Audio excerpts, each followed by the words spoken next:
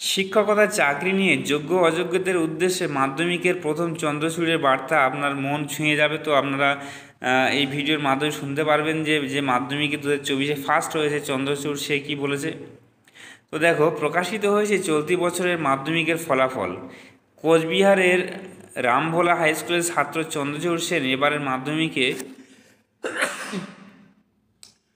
রাজ্যের মধ্যে প্রথম হয়েছে। ব্যবসায়ী পরিবারের ছেলে চন্দ্রচূড়, মা বরাবরই ঘর সামলেছেন। এবারে মাধ্যমিক শুরু হয়েছিল 2 ফেব্রুয়ারি, শেষ হয় 12 ফেব্রুয়ারি।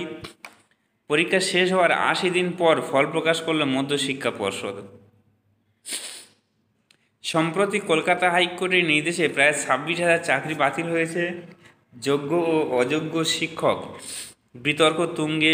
নিয়োগ দুর্নীতি ও অযোগ্য শিক্ষক প্রসঙ্গে প্রশ্ন করা হলে চন্দ্রচূড় বলে, আইন তো সবার জন্যই সমান, শিক্ষকদের যোগ্যতা বিচার করার ক্ষমতা আমার নেই। তবে এক্ষেত্রে দেশের ভাবী নাগরিক হিসাবে যেটুকু আমি বলতে পারি, যারা অসৎ উপায়ে শিক্ষক হয়েছিলেন তাদের জন্য, যারা নিষ্ঠার মাধ্যমে পরিশ্রমের মাধ্যমে শিক্ষকতাকে নিজের পেশা হিসাবে বেছে নিয়েছিলেন, তাদের উপর প্রভাব পড়ছে।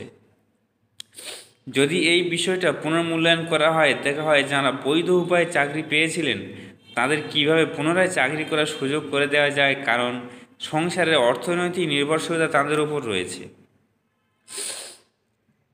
দেওয়ালের একটা জায়গায় লেখা রয়েছে, ইউ আর আ মাধ্যমিক স্টুডেন্ট, মাইন্ড ইট। কেন এটা লেখা হয়েছে?